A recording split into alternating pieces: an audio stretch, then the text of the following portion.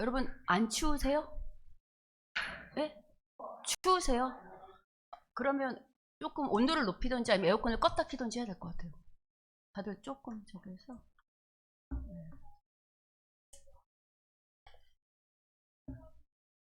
오늘 저희가 이제 그동안 누가복음을 살펴보고 있었고요. 오늘이 이제 누가복음의 마지막입니다. 오늘 마지막 시간이라서 우리가 오늘 이제 마지막을 좀 살펴보려고 하는데요. 오늘 이 마지막 내용을 잠깐 요약하면 오늘 본문의 이 마지막 내용을 잠깐 요약하면 부활하신 후 예수님께서 제자들을 찾아가셨죠. 그리고 하신 일이 뭐냐면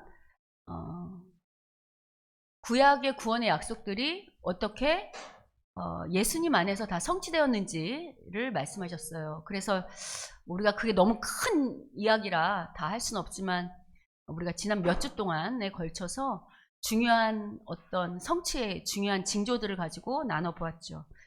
그리고 이제 예수님께서는 이 모든 것들을 다 말씀하시고 이제 승천하실 거예요. 그리고 오늘 보면 제자들은 이제 승천하신 예수님을 이제 승천하신 후에 성전에서 늘 찬양을 하며 예수님의 약속을 기다리는 것으로 막을 내려요. 근데 이제 부활하시고 승천하신 예수님이라고 할 때 우리가 이제 여러분이 기억을 떠올리시면 여러분 예수님께서 이 땅에 오신 목적이 뭐라고 그랬죠?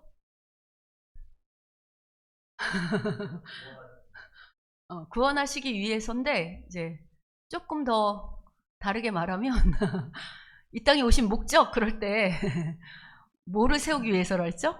그렇지. 같은 얘기예요. 구원하시기 위해서 왔다. 하나님 나라 세우기 위해서 왔다. 근데 이제 구원이라고 하는 의미보다는 이 땅에 하나님 나라를 세우러 왔다. 이제 그게 제일 중요한 거잖아요. 그래서 여러분 이미 이 땅에 하나님 나라가 어떻게 됐죠? 시작된 거예요. 목사님 하나님 나라 안 시작된 것 같은데요. 이 이야기 여러 번 했는데 오늘은 이 주제 아니니까 이건 다음에 또 주제가 되면 해드리고요. 일단 하나님 나라가 시작됐어요. 근데 하나님 나라가 시작됐다고 할 때는 주님의 통치를 받는 게 하나님 나라인데 지금 예수님이 부활하셨잖아요. 부활 승천하셨잖아요. 그럼 이제 하늘로 올라가셨다고요. 그러면 이제 계속해서 이 땅에 하나님 나라가 세워져야 되는데 그동안은 예수님께서 그 일을 하셨다고 한다면 이제 이 하나님 나라를 세워가는 이 일은 누구에게 맡겨지나요? 그렇지. 예수님의 제자인 우리에게 맡겨져요. 그래서 오늘 본문 48절을 보시면 예수님께서 성경을 다 가리킨 후에 47절, 48절 보시면 또 그의 이름으로 죄사함을 받게 하는 회개가 예루살렘에서부터 시작하여 어디에게 전파된대요? 모든 족속에게 전파될 것이 기록되었으니 너희는 이 모든 일에 뭐가 되래요? 증인이 되라. 이렇게 이야기하세요.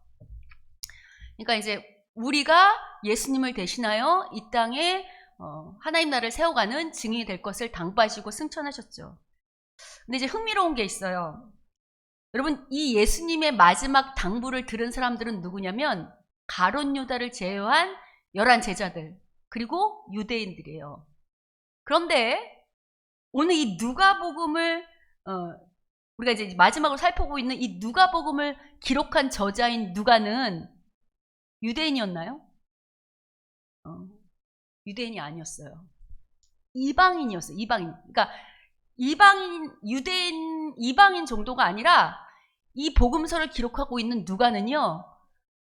부활하신 예수님을 만나본 적도 없고 유대인이 아니니까 만나본 적도 없고 살아계실 때조차 예수님이 누구신지 몰랐던 사람이에요. 12제자에 속하지도 않았고 예수님 사역도 몰랐고 부활하신 예수님을 만난 적도 없어요. 그런데 지금 이 누가가 예수님이 이 땅에 오신 목적이 무엇인지 그리고 예수님이 오심으로 말미암아 이루어진 하나님 나라가 무엇인지에 관해서 이 누가복음 전체에서 증언하고 있는 증인이 되었잖아요. 그렇죠? 그래서 오늘은 뭘 할 건가? 유대인도 아니었고 예수님이 누구신지도 몰랐던 헬라 사람이었던 누가가 어떤 과정을 통해서 지금 누가가 쓴 글이 성경이 됐잖아. 이 사람의 증언이 성경으로 채택할 만큼 어떻게 증인이 되었는가라는 거 하나와 오늘이 누가복음이 마지막 시간이니까 누가복음이 갖고 있는 중요한 특징이 뭔지를 우리가 그동안 살펴봤지만 다시 한번 요약해서, 그러니까 누가복음의 두드러진 특징과 더불어서 누가는 어떻게 예수님의 참다운 증인이 되었는가라는 질문으로 오늘 이야기를 한번 해보려 합니다. 여러분, 사복음서가 우리가 이제 마태복음, 마가복음, 누가복음, 요한복음 있다고 할 때 사복음서가 전부 다 예수님에 관한 이야기를 하고 있죠. 그렇죠? 그리고 하나님 나라에 관한 이야기를 하고 있잖아요. 그렇다고 할 때 복음서마다 각각 갖고 있는 특징이 있어요. 이제 우리가 이렇게 각각 공부할 때 여러분이 잊어버렸겠지만 각각 복음서마다 갖고 있는 특징이 있거든요. 특별히 누가복음이 갖고 있는 특징이 있어요. 이거는 우리가 지금 누가복음을 거의 1년 넘게 2년 가까이 하고 있는데 누가복음 처음 시작할 때 이미 했던 이야기거든요. 가장 두드러진 누가복음의 특징이 뭐냐면 바로 이방인과 소외된 사람들에 관한 관심이에요.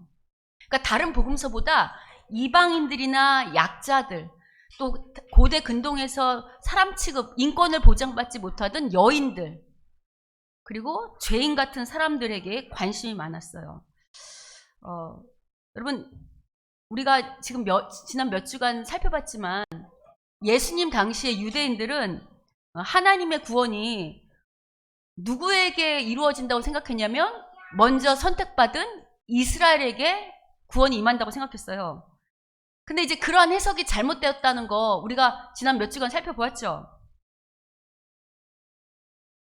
그래서 이런 맥락에서 여러분, 누가복음은 이제 뭘 말하고 있냐면 구원의 대상이 당시 유대인들이 기대하고 있던 거하고 다르다고 지금 누가가 증언하고 있는 거예요. 그럼 여러분, 지금 누가가 구원의 대상이 유대인들이 전혀 생각하지 못했던 이방인들이나 또 여인들이나 소외된 자들이나 혹은 죄인들에게 있다는 건 우선은 이 관심이 누구의 관심이에요? 누가의 관심이지. 이 책을 기록한 사람이 누가잖아요. 누가. 그러니까 누가의 관심이에요. 그래서 특별히 여러분, 누가복음에는 다른 복음서에는 없는 비유들이 등장해요. 다른 복음서에 없는 비유들이 등장하는데 그 중에 하나가 뭐냐면 바로 누가복음 10장에 있는 사마리아인의 비유예요. 잠깐 살펴보면 다 읽진 않을 거예요. 여러분, 이 사마리아 비유, 이게 이제 강도 맞은 사람 비유. 강도 맞은 사람 비유, 여러분 기억을 떠올리시면 이게 이런 내용이잖아요. 어떤 사람이 길을 가다가 강도 맞은 사람이 있었어요. 피를 흘리고 이제 쓰러져 있었지. 거의 죽은 것처럼. 근데 그때 누가 지나가요? 제사장이면 유대인들 입장에서는 가장 거룩하다고, 누구보다 하나님 말씀을 잘 준행한다고 여겼던 사람이죠. 근데 그 제사장이 어떡하냐면 그 강도 맞은 사람을 보고 어떻게 해요? 피하여 그냥 지나가고 있어요. 다음에 또 누가 지나가죠? 레위가 지나가요. 레위 역시 성전에서 일하는 사람이니까 당시 유대인들 사람들의 기준으로 보면 누구보다 하나님 말씀을 잘 지켜야 되는 사람이죠. 근데 그 사람도 지나가요. 근데 이번에 누가 지나가냐면 어떤 누가 지나가요? 사마리아 사람. 근데 그 사람은 그를 보고 어떻게 여기죠? 불쌍히 여겨요. 그래서 다음 보면 우리가 다 아는 것처럼 그 상처를 기름과 포도주로 싸매주고 주막에 데려다주고 자기가 그 비용 치르고 자기 돌아올 때까지 잘 돌봐주라고 당부하고 가요. 이 비유를 보면 가장 하나님 말씀을 준행하는 사람으로 누가 등장하죠? 사마리아 사람이 등장해요. 근데 여기서 우리가 알아야 될 게 있어요. 예수님 당시 유대인들 관점에서 사마리아 사람들은 부정한 사람들이에요. 왜냐면 우리가 이제 여러 번 얘기했지만 사마리아는 북이스라엘에 있는 사람들이거든요. 근데 이제 그 북이스라엘에 있는 사람들인데 그 사람들은 아수르가 침략했을 때 북이스라엘 멸망해가지고 이방인들이 와서 피를 섞었다고 그랬잖아요. 그래서 몇백 년이 흐른 다음에 사마리아 사람들은 유대인들 관점에서는 더 이상 유대인들이 아닌 거예요. 그래서 그들 되게 천시했다고, 사마리아의 개라고 말할 만큼 유대인들은 사마리아 사람들 되게 부정하게 여겼어요. 근데 지금 예수님께서 이 비유를 말씀하시면서 오히려 유대인들이 생각할 때는 누구보다도 가장 거룩하고 하나님 말씀을 준행한다고 여기던 제사장도 아니고 레위도 아니고 누가 가장 하나님의 사람같이 나와요? 사마리아 사람. 이 비유를 예수님 말씀하셨는데 다른 복음서는 이 비유를 기록하지 않거든요. 근데 누가만 이 비유를 기록하고 있어요.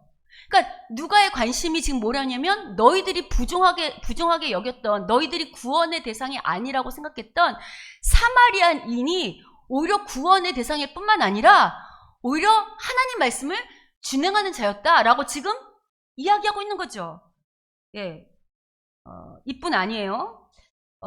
또 우리가 이제 여러분이 누가복음을 집에 가서 다시 한번 찬찬히 읽어보시면 누가복음에는 여인들의 이야기가 아주 많이 강조되어 있어요. 특별히 그 여인들이 그냥 등장하는 게 아니라 예수님을 신실하게 예수님의 사역을 동역하는 신실한 제자들로 여인들이 등장하고 있거든요.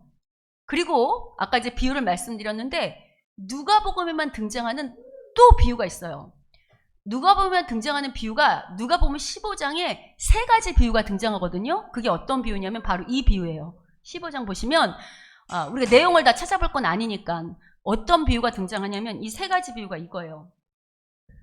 잃은 양을 찾은 목자 비유, 그 다음에 잃은 드라크마를 찾은 여인의 비유. 여러분이 그 왜 99마리 중에 잃은 양 1마리 찾는 그 이야기 아시죠? 그 어떤 여인이 동전 10개 갖고 있다가 하나 잃어버려서 찾는 비유. 그리고 여러분 탕자 비유 아시죠? 탕자 비유. 그래서 그 찾는 비유, 요 3 비유가 나란히 등장해요. 그러면 여러분 누가복음에는 이 비유가 있거든요. 요 비유에 누가가 3가지를 나란히 놓고 이 비유에서 강조하고 싶었던 얘기가 뭘 것 같으세요? 한번 여러분 생각해 보세요. 이 비유가 나란히 있는데요. 요 비유 나란히 있는 비유에 공통점이 있어요. 뭐가 공통점이죠? 잃은 것을 찾는 거. 그러니까 여기에 뭐가 강조되어 있냐면 하나님이 한 영혼이라도, 이게 지금 하나를 잃은 거죠. 전부 다. 잃은 아들도 그렇고 한 사람이라도 간절히 찾으시는 하나님 아버지의 사랑의 마음이 강조되어 있어요. 그러니까 누가는 이처럼 구원의 대상에 대해서 당시 유대인들이 기대했던 것과 다르게 이렇게 약자들, 그 다음에 소외된 사람, 그리고 그러니까 하나님께서 이렇게 한 영혼이라도 찾는다는 것을 아주 많이 강조하고 있어요. 무엇보다 누가가 당시 유대인들이 기대했던 것하고 다른 이야기를 하고 있다는 걸 어떻게 알 수 있냐면요. 우리가 누가복음 23장에 보면 어떤 이야기가 등장하냐면 예수님이 십자가에 달려주셨을 때 강도 2사람, 우편과 좌편에 강도 2사람 같이 매달린 이야기 기억하세요? 근데 여러분 그 둘 중에 한 사람이 구원받나요? 구원받지 못하나요? 우리 누가복음만 볼 때 했잖아요. 구원받나요? 구원받지 못하나요? 구원받아요. 근데 여러분 구원받는 이야기, 둘 중에 한 사람이, 이 2사람이 처음부터 구원을 받은 게 아니라 다른 복음서를 보면 이 2 강도가 처음에는 다 예수님을 향해서 비난하거든요. 다 비난해요. 비난하는데 마지막에 한 사람만 구원받거든요.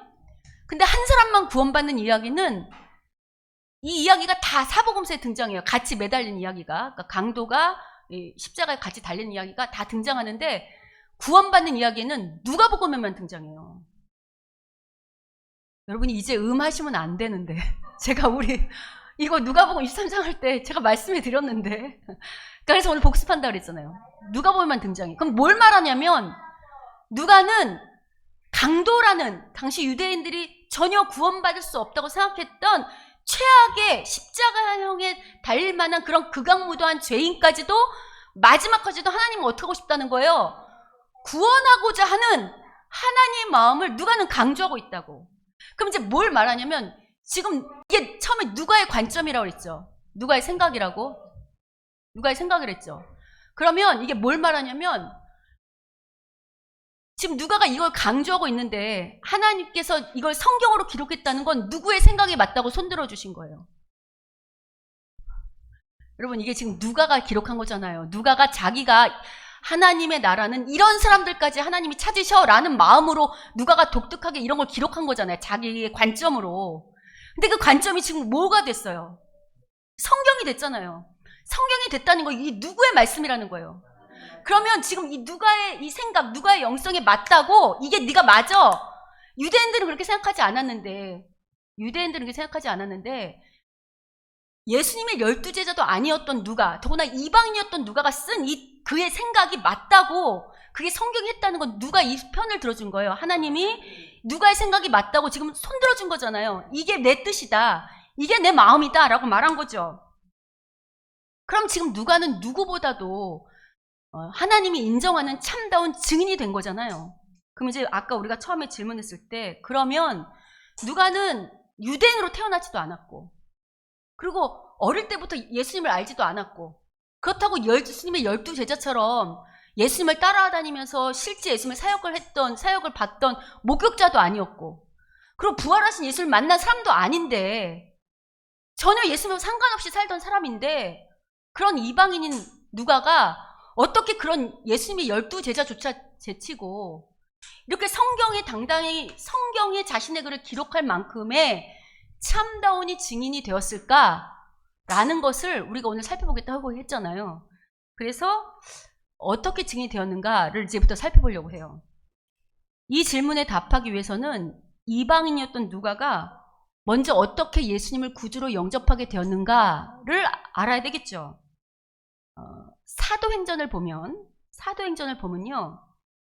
여러분, 사도행전 후반에 보면 누가 열심히 이방인을 위한 전도여행을 다니죠? 바울이 다니죠? 그래서 사도행전에 그 15장 이후에 보면 바울이 2차 선교여행을 가요. 마게도냐 지방으로. 그럴 때 그 2차 전도여행에서 아마도 누가를 만난 것 같아요. 그리고 바울은 누가를 뭐라고 소개하냐면 이렇게 소개해요. 골로새서 4장 14절을 보겠습니다. 자, 골로새 4장 14절 같이 읽어보겠습니다. 읽겠습니다. 시작. 사랑을 받는 의사 누가와 또 데마가 너희에게 문안하느니라. 바울이 지금 누가를 뭐라고 소개하고 있어요? 사랑을 받는 의사. 여기서 우리가 뭘 추측해 볼 수 있냐면, 제가 성경을 읽을 때 살려서 읽는 게 중요하다 그랬죠. 그 현실을 살려서. 그럼 바울이 육체에 가시가 있다고 얘기할 만큼 병을 앓았던 거 아세요? 그 병이 간질인지 눈이 나쁜 안질인지 정확하게 몰라요. 근데 어쨌든 자기의 가시를 뽑아달라고 간절히 기도할 만큼 바울이 병이 깊었어요. 근데 누가가 직업이 뭐라고요?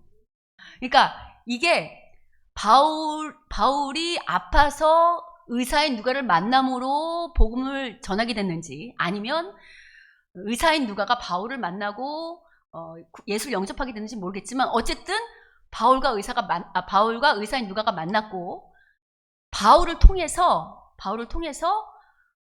그러니까 의사인 누가는 예수님을 영접하게 된 것 같아요. 근데 누가가 이제 바울을 통해서 구원받았죠. 근데 자신만 구원받으로 끝나는 게 아니고요, 바울의 전도 사역에 합류해요. 그 합류한 동기가 이제 바울이 믿음의 스승이니까 아까 아팠다고 그랬잖아요. 그래서 주치의를 자처해서 합류했는지, 아니면 정말 바울의 전도여행하는 것이 너무나도 가슴에 와닿아서 했는지는 잘 모르겠지만, 그냥 구원받고 그곳에서 제가 직업이 의사니까 그냥 의사 일 하면서 살 수 있잖아요. 근데 그렇게 하지 않고 바울을 따라다녀요. 그래서 복음 전도 사역에 직접 참여하는 자가 된다고요. 여러분, 이제 바울과 함께 다니면서 늘 동행하니까 바울에게 누구를 많이 배우게 됐을까요? 누구에 대한 이야기를 듣게 됐을까요? 여러분도 저를 만나면 대부분 무슨 얘기 많이 들어요? 그래, 이 성경 얘기 듣잖아요. 성경 얘기, 말씀 얘기 많이 듣잖아요. 말씀에 관한 얘기 많이 들으니까 바울과 동역하면서 누구에 대한 이야기를 많이 배우냐면 예수님에 관한 이야기를 많이 배워요. 그래서 여기서 우리가 알 수 있는 게 있어요. 우리는 이제 증인된다 이런 얘기를 많이 들었는데, 증인이 되기 위해서 먼저 필요한 게 뭐냐면, 내가 이제 단지 예수님을 위해서 구원받았다 이걸로 끝나면 안 되고, 참된 증인이 되기 위해서는 먼저 예수님이 누구신지, 하나님께서 예수님을 통해서 이 땅에 하나님 나라를 세우려고 하신 목적이 무엇인지, 우리를 왜 구원하셨는지, 구원받은 우리에게 요구하시는 게 뭔지를 알아야 돼요. 그래서 여러분, 오늘 본문 44절부터 46절을 보시면 또 이르시되 내가 너희와 함께 있을 때 너희에게 말한 바 곧 모세의 율법과 선지자들과 시편에 나를 기록해 기록된 모든 것이 이거 구약이라고 했죠. 그러니까 성경이 이루어질 한 말이 나라고 하면서 45절을 보시면 이들 그러니까 증인되라고 당부하시면서 이에 그들의 마음을 열어 뭐를 깨닫게 하세요? 예수님이? 그러니까 증인되라고 명령하시기 전에 먼저 뭐를 깨닫게 하시냐면 성경을 깨닫게 하세요. 그리고 성경의 내용이 무엇인지 정확하게 깨닫게 하시려고 46절 보시면 이르시되 이같이 그리스도가 고난을 받고 제3일에 죽은 자 가운데 살아나는 거, 이게 예수님의 죽으심과 부활이죠. 우리가 계속해서 몇 주간에 이 얘기 했잖아요. 성경을 제대로 해석하려면, 특별히 구약을 제대로 해석하려면 부활하신 예수님의 빛으로 해석해야 구약이 바르게 해석할 수 있다. 그 얘기 기억하세요? 그래서 유대인들은 부활하신 예수님을 인정하지 않기 때문에 우리와 구약 성경의 해석이 다르다고 그랬죠. 이 말 기억하죠? 이걸 이제 어려운 말로 하면 성경신학 이렇게 말해요. 그러니까 여러분이 신학생이 아니어도 어떤 것들이 있었냐면 성경이 그러니까 예수님으로 인해서 하나님이 어떤 일을 하시려고 하는지에 대한 지식이, 알게 모르게 여러분의 성경적인 지식이 여러분에게 있어야 된다는 거예요. 그게 증인되기 위해서 가장 먼저 되는 거예요. 그러니까 이걸 한마디로 요약하면, 예수님의 죽음과 부활이와 명명되는 이 구절을 한마디로 요약하면 이렇게 말할 수 있어요. 하나님께서 타락한 이 세상을 예수님을 통해서 구원하셔 어떻게 처음 창조했던 그 계획과 뜻대로 이 나라를, 다시 영원한 나라를 세워가실 거냐, 그게 성경의 모든 이야기예요. 그게 아까 말한 예수님의 죽음과 부활이고요. 그게 다 같은 의미예요. 자, 그러므로 여러분, 우리가 참된 증인이 되기 위해서 가장 우선시 돼야 되는 조건이 뭐라고요? 성경의 지식이 있어야 된다. 하나님이 누구신지, 하나님께서 예수님을 통해서 하시려고 했던 것이 무엇인지, 그리고 이 땅에 하나님 나라가 어떻게 세워지고 있는지, 그리고 구원받은 우리에게 요구받은 것이 무엇인지, 이런 것들을 분명하게 아는 것이 증인을 되기 위한 첫걸음이라는 거예요. 자, 이게 왜 중요하냐면, 아까 그러면 증인은 어떤 문제에 있어서 편들어주는 거잖아요. 맞죠? 여러분, 법정에 섰을 때 증인, 그러면 어떤 문제, 그게 피고가 될지 원고가 될지 모르지만 내가 증인으로 선 자의 편이 되는 거죠. 그럼 우리가 주님의 증인, 그럼 우리가 누구 편 들어주는 사람이 된다는 거예요. 그래, 하나님 편 들어주는 사람이 된다는 거예요. 그러면 편을 들어주려면 정확한 지식과 정보가 있어야 그 편을 들어줄 거 아니에요. 아니, 지식도 없고 정보도 없는데 어떻게 내가 그의 편이 돼주겠어요. 그죠? 그리고 더 중요한 게 있어요. 그러면 지식과 정보라고 할 때 성경이 말하는 지식은 단순히 우리가 이렇게 지금 공부하는 지식만 말할까요? 그렇지 않아요. 성경이 말하는 성경을 아는 지식은 먼저는 우리가 이런 배움을 통해서 성경을 차근차근 공부하는 것도 아주 중요한 일이지만, 제가 여러 번 말했잖아요. 예수 믿는 일은 공부하는 일이다. 이렇게. 그것도 중요하지만 단순히 지식만으로 끝나는 게 아니고, 여러분, 이 성경이 예전의 일인가요? 아니면 오늘도 이 성경의 일들을 가지고 하나님께서 살아서 역사하시나요? 그렇지. 그럼 이 말씀을 통해 역사하신 하나님이니까 우리가 먼저 말씀을 지식으로 쌓았다 한다면, 우리가 깨달은 이 말씀이 정말 그러하지 아니한가를 성령께서 직접 경험하도록 역사하실 거 안 하실까요? 그렇지. 그래서 증인이 되기 위해서 첫걸음은 뭐냐면, 먼저는 우리가 구원받으러 끝나는 게 아니라 성령에 대한 지식을 잘 쌓을 뿐만 아니라 이 말씀이 어떻게 살아서 내게 역사하는지를 실제로 경험하는 삶을 살아야 된다는 거예요. 어떠세요, 여러분? 여러분, 말씀이 살아서 역사하는 경험이 있으세요? 자, 여기까지는 좋아요. 근데 이제 그래서 이제 있는데, 근데 여러분, 이제 중요한 게 있어요. 아까 이제 살아서 역사하는 게 되게 중요하다고 했죠. 그래서 아까 누가도 바울을 따라다니면서 이제 예수님에 대해서 지식적으로는 배우겠지만 그걸 지식만으로 배우는 게 아니라 누가에게 어떤 좋은 경험이 되냐면, 여러분, 전도 여행하는 바울을 따라다니는 게 누가에게 쉬운 일이었을까요? 네, 힘들고 어렵고, 굳이 안 따라다니면 그런 위험과 환난과 어려움과 손해를 감수하지 않아도 돼요. 그죠? 근데 지금 누가는 바울과 따라다니면서 여러 어려움을 당하지만 대신에 어떤 경험을 하냐면 실제로 주께서 이 말씀을 하신 이 주님이 어떻게 살아서 역사하는지를 경험하게 돼요.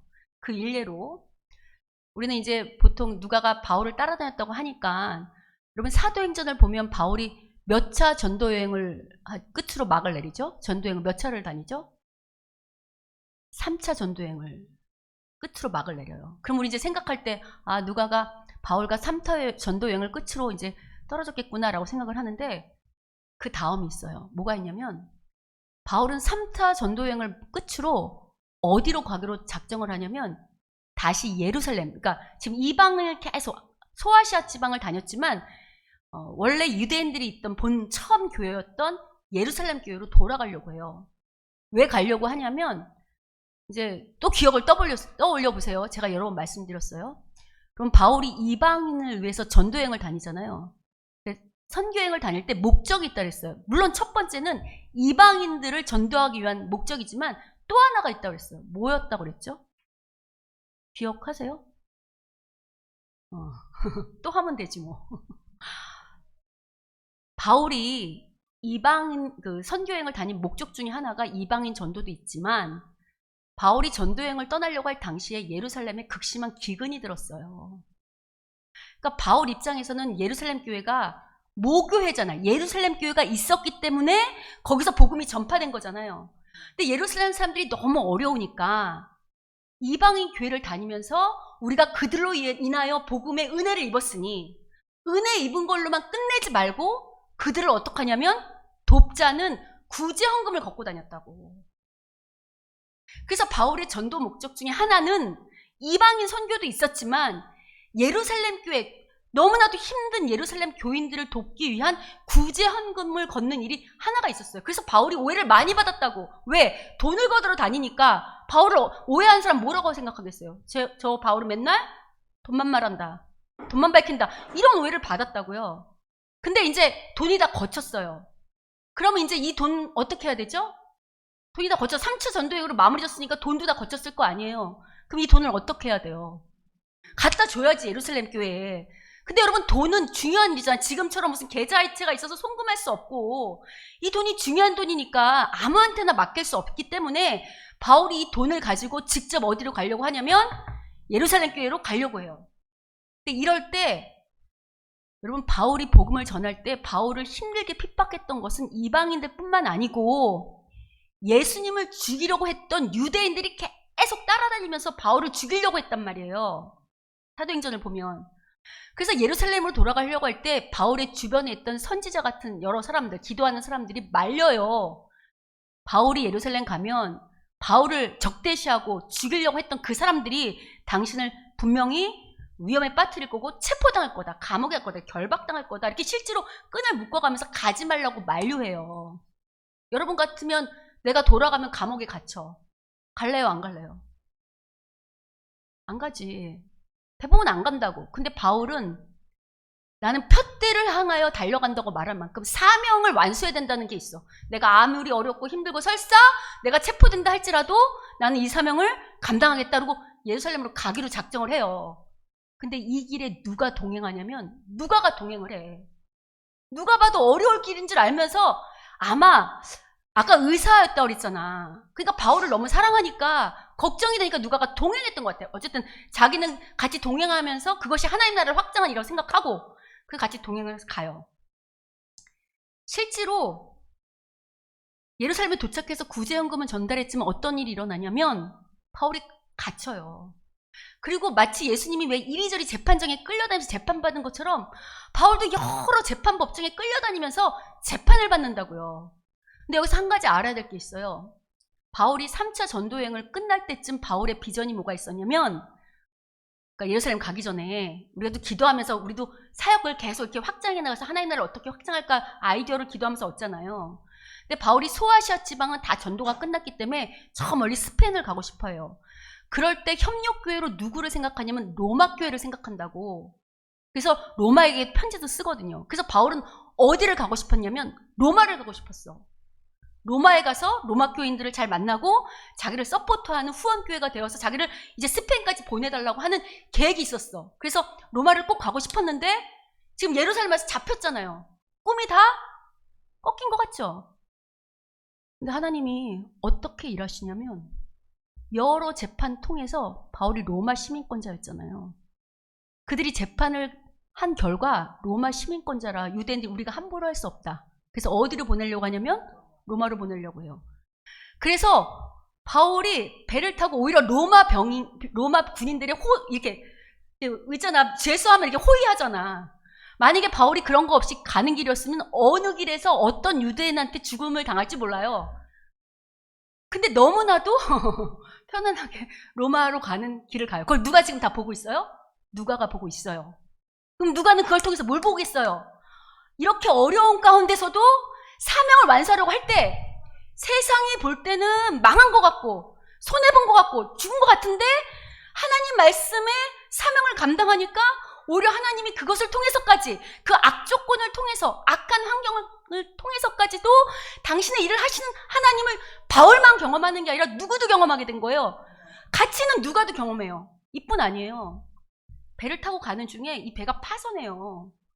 근데 이 파손대 중에 다 죽을 것 같은데 하나님이 이 모두를 전혀 알지 못하던 멜리데 섬이라는 전혀 알지도 못한 소수 부족이 있던 그 섬으로 배를 난파시켜서 바울이 거기서 그 소수 민족을 다 구원한다고. 그럼 여기서 누가는 또 뭘 보는 거야? 하나님은 우리가 미처 가지도 못했던 이런 인종이 있는지도 몰랐던 사람조차까지도 이런 일을 통해서, 이런 바울을 통해서 복음을 전하게 하는 하나님이구나 라를 경험하게 되는 거잖아요. 그래서 누가가 아까 이런 소외된 이웃이나 죄 있는 이런 것들을 기록하게 된다고요. 자, 그러면 제가 아까 말한 것처럼 이런 걸 보면서 누가가 뭐를 보냐면 우리가 하나님 일을 할 때 우리가 최선을 다하지만 정말 하나님의 일은 누가 하신다? 하나님이 하신다. 이걸 다르게 말하면 성령이 이 일을 감당하게 하신다. 특별히 바울을 보면 생각하는 게 많이 있었을 거예요. 바울은 오늘로 치면 엘리트라고 좋은 집안 사람이에요. 잘 살았던 사람이고 학벌도 좋고 그냥 살면 무난하게 잘 살 수 있었어. 평탄하게 그야말로 오늘날 말하는 것처럼 평탄하게 편안한 삶을 살 수 있었어요. 근데 바울이 그 모든 것을 내려놓고 하나님의 나라의 일에 뛰어들면서 얼마나 많이 힘든 것을 누가가 봤잖아요. 그럼에도 불구하고 바울이 전혀 힘들어하거나 어려워하지 않고 물론 때때로 힘들었겠지만 그럼에도 불구하고 그 일을 열심히 능력 있게 감당하는 걸 보면서 그게 바울의 능력이라고 생각했을까요? 아니면 누구의 능력이라는 것을 봤을까요? 바울에게 힘주시는 성령의 능력인 것을 누구보다도 누가는 아주 직접 몸으로 성령이 어떻게 역사하시는지, 성령이 능력을 주시면 어떤 일들이 일어나는지, 성령이 친히 일하시면 어떤 구원의 역사가 일어나는지를 몸소 체험했다고. 그러니까 당연히 누가는 누가복음에서 뭐를 강조할까요? 성령의 능력을 강조하지. 그래서 누가복음은 다른 복음서보다 성령의 능력을 엄청 많이 강조한다고요. 당장 오늘 본문만 봐도 여러분 이게 마지막 당부잖아요. 증인되라. 이런 마지막 당부가 마태복음에도 나와 있거든요. 근데 여기 보시면 49절 보세요. 오늘 보면 49절 보시면 증인이 되라. 그러면서 뭐를 강조하시냐면 약속하신 뭐를 줄 거래요? 성령을 줄 거라고 약속하는 거 보이세요? 누가는 마지막에도 성령의 능력을 강조할 뿐만 아니라요. 앞서 말한 것처럼 마태복음에서는 성령이 12회, 마가복음은 6회, 요한복음 10회, 누가복음은 17회나 강조할 만큼 이렇게 성령의 능력을 강조하고 있어요. 자, 그리고 또 한 가지가 있죠. 자, 그러면 증인되는 것이 이제 이렇게 그냥 이제 내가 구원받고 하나님이 누구신지 알고 그리고 삶을 하나님의 능력을 경험하면 되냐라고 물을 때 대부분 교인들이 여기까지는 다 해요. 그죠? 열심히 교회 나와서 하나님이 누구신지 배우고 또 이 말씀이 어떻게 살아서 역사하는지 경험한다고. 그러면 이제 증인된 삶이 끝일까요? 증인이 될 수 있을까요? 그렇지 않아요, 여러분. 대부분 여기서 만족하는데 성경이 말하는 참다운 증인이 되기 위해서는 또 다른 증인을 만들어야 돼요.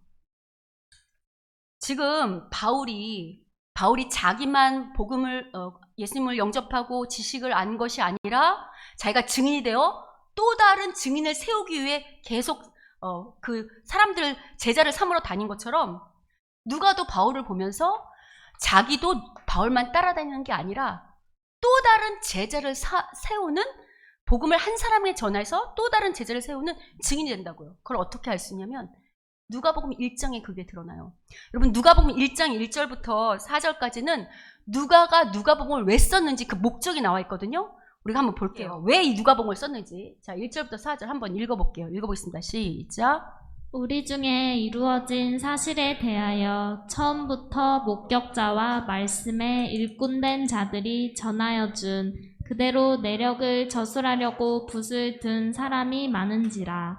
그 모든 일을 근원부터 자세히 미루어 살핀 나도 데오빌로 각하에게 차례대로 써 보내는 것이 좋은 줄 알았노니 이는 각하가 알고 있는 바를 더 확실하게 하려 함이니라. 이 복음서를 쓴 게 많은 사람을 위한 게 아니고요. 여기 보시면 이걸 왜 썼는지 목적이 나오는데 누구한테 쓰고 있어요?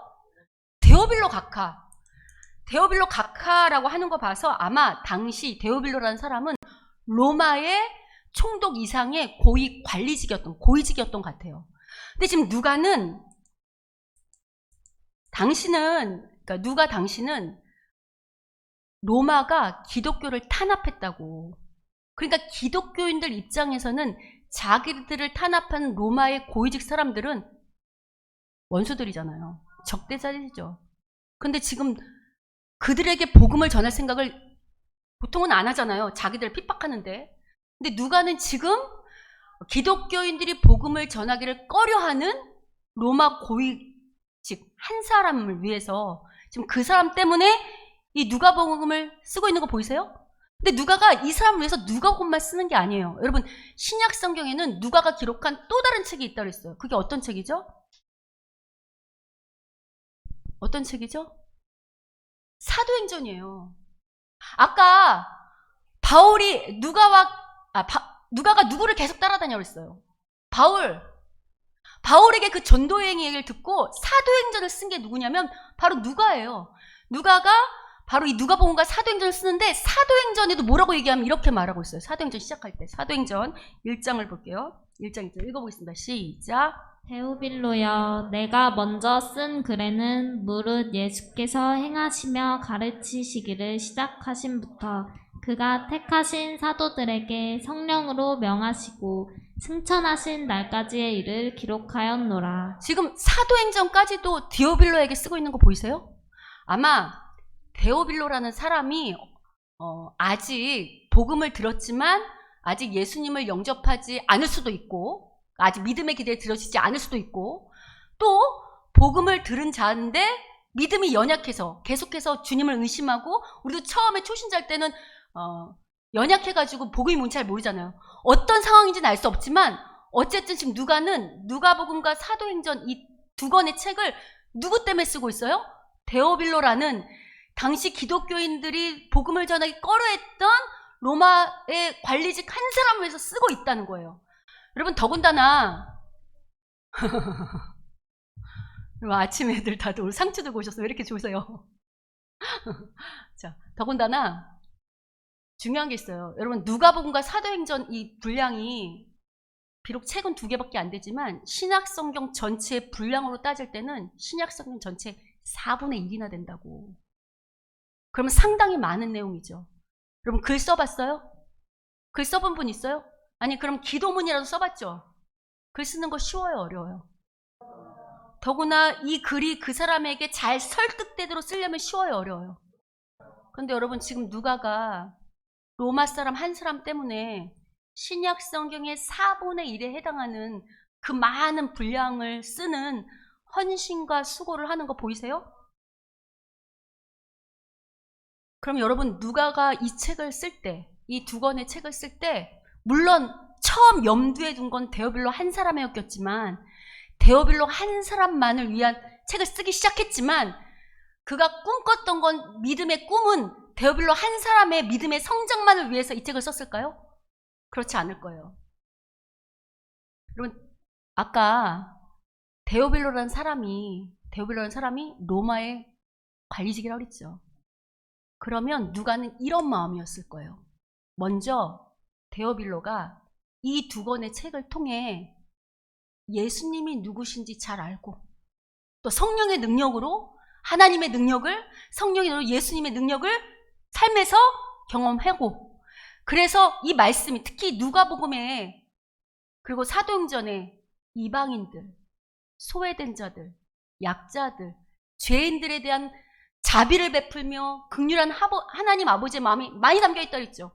그걸 데오빌로가 잘 깨달으면 고위 관리직에 있으니 그가 갖고 있는 그 힘으로 다른 사람보다 더 많이 소외된 사람들, 약자들, 죄인들, 탄압받는 기독교인들에게 하나님의 사랑이 어떤지를 그가 베푸는 또 다른 증인이 될 수 있잖아요. 그럼 그런 데오빌로로 그 사랑을 입은 사람들이 또 다른 증인으로 또 다른 사람을 세울 수 있다고 생각했기 때문에 아마도 그런 비전으로 이 책을 썼을 것 같아요. 자, 그러면 우리가 이제 오늘 말씀을 통해서 알 수 있죠. 이 땅에 주님의 증인들이 어떻게 만들어져 가는가. 그리고 진정한 증인은 뭐냐라고 할 때 먼저 주님이 우리를 증인으로 만들기 위해서는요. 믿음의 스승들을 만나게 하세요. 맞죠? 여러분도 다 믿음의 스승을 만났나요? 여기까지 오는 동안 여러 종류의 믿음의 스승을 만나잖아요. 그래서 그 믿음의 스승들을 통하여 하나님이 누구신지 성경의 지식을 배우기도 하고 또 같이 함께 동역하며 살아계신 하나님의 능력을 공동체 속에서 혹은 개인적으로 경험하기도 하고 그죠? 자, 아까도 말한 것처럼 여기서 모든 교인들은 여기서 그 경험을 한다고 했죠. 근데 여기서 끝나면 안 된다고 오늘 본문이 말하고 있어요. 진짜 증인이 되려면 내가 제자 된 것으로 끝나면 안 되고 내가 또 뭐가 돼야 될까요? 다른 사람을 증인으로 세우는 믿음의 스승이 돼야 되는 거예요. 누가가 데오빌로가 또 다른 누가가 바울의 믿음의 스승을 만나 자기가 믿음이 자라나 데오빌로라는 사람에게 믿음을 전수하는 스승이 된 것처럼 이제 데오빌로가 누가를 통해 믿음이 자라났다고 한다면 그가 또 다른 믿음의 스승이 되어 다른 사람을 세운 데까지 나아가는 거 이게 참된 증인의 삶이라고 말하고 있어요. 그래서 여러분 아까 누가복음하고 사도행전이 누가가 썼다 그랬죠. 여러분 집에 가서 잘 읽어보시면 누가복음 마지막 이 장면하고 사도행전 1장의 장면이 겹치거든요. 승천한 장면. 왜냐하면 예수님이 승천하신 이후부터 전도여행이 시작되니까 겹쳐요. 집에 가서 살펴보세요. 근데 그 겹치는 이 승천한 장면을 사도행전은 좀 더 자세하게 기록하는데 승천하시면서 예수님의 그 당부를 오늘은 그냥 증인이 되라 이렇게만 말하지만 좀 더 세밀하게 풀어서 뭐라고 말하냐면 이렇게 말하고 있어요. 1장 8절 볼게요. 사도행전 1장 8절. 자, 읽어보겠습니다. 시작. 오직 성령이 너희에게 임하시면 너희가 권능을 받고 예루살렘 유대와 사마리아와 땅 끝까지 이르러 내 증인이 되리라 하시니라. 유대인들 입증해서 예루살렘 온 유대 사마리아 땅 끝까지는 모든 민족이야. 모든 민족에게 증인이다 이렇게 말씀하시죠.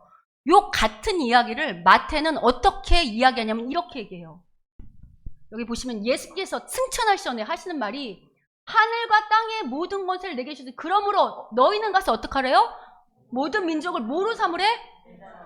제자로 삼아서 세례 베풀고 가리키고 함께 이 땅에 하나님 함께 할 때니까 하나님 나라 서로가 말하는 거 보이세요? 우리에게 주신 명령은 우리가 제자 되는 것으로 끝나는 게 아니고 다른 사람을 어떻게 하라고요? 제자 삼는 데까지 나아가는 것 이게 참된 증인의 삶이라고 성경이 말하고 있죠.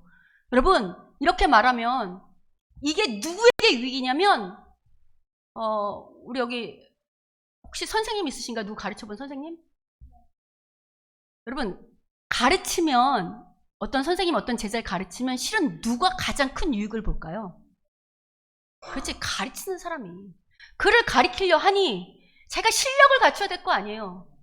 그래서 여러분이 누구를 제자 삼아 그를 또 다른 증인으로 삼는 일을 헌신하잖아요.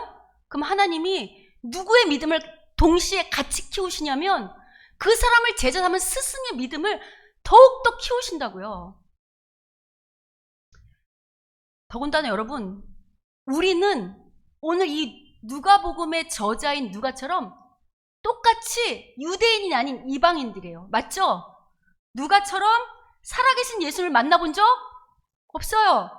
부활하신 예수님을 직접 본 적도 없어요. 그러나 누가가 바울이라는 스승을 만나고 그리고 그 밖에 믿음의 동역자들을 통해서 예수를 만나고 그 성령님을 경험하고 증인된 삶을 살기로 작정해서 지금 복음에 자신의 인생을 헌신한 거죠. 그럴 때 하나님께서는 이방인이고 예수님의 12제자도 아니었지만 전혀 이름 몰랐던 헬라였던 의사 누가를 증인 삼아 그가 기록한 이 글들을 신약 성경의 4분의 1을 차지할 만큼 그를 높이 들어 사용하고 있는 거 보이십니까? 아멘이죠. 무엇보다 여러분, 누가가 이 복음서를 쓰고 사도행전을 썼던 목적이 당시에 사람들이 복음을 전하기 꺼려했던 로마 한 사람 때문이었던 것을 기억하세요. 한 사람을 향한 그의 사랑과 열정이 성경이 되는 어마무시한 기적을 낳아내게 됐어요.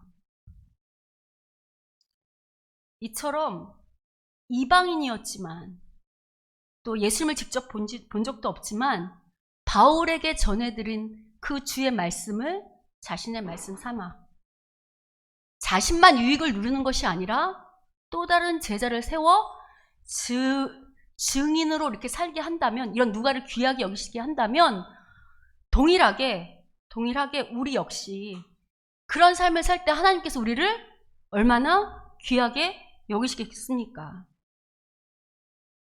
여러분, 이런 측면에서 우리가 우리의 믿음을 다시 점검해보고 우리의 인생 방향을 다시 한번 점검해봤으면 좋겠어요. 여러분 다 예수님 믿기로 작정하셨죠?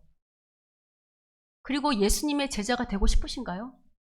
그리고 참된 증인의 삶을 살고 싶으신가요? 그렇다면 여러분, 너무 세상에만 관심 두지 말고 나 사는 데만 급급하지 말고 내 문제 해결하는 데만 급급하지 말고 누가와 같이 또 다른 사람, 그게 누군지는 모르겠어요. 여러분의 자녀가 될 수도 있고 믿지 않는 가족이 될 수도 있고 이웃이 될 수도 있겠지만 그 사람을 또 다른 증인으로 세우겠다고 한번 헌신해 보십시오.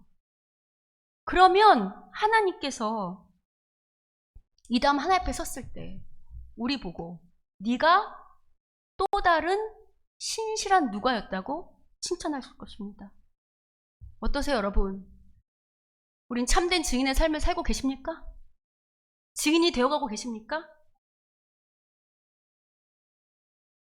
어떤 게 복이냐면 하나님께서 나를 그냥 내버려 두지 않고 이렇게 참된 증인이 되도록 이끌어 가시고 있는 게 진짜 복이에요.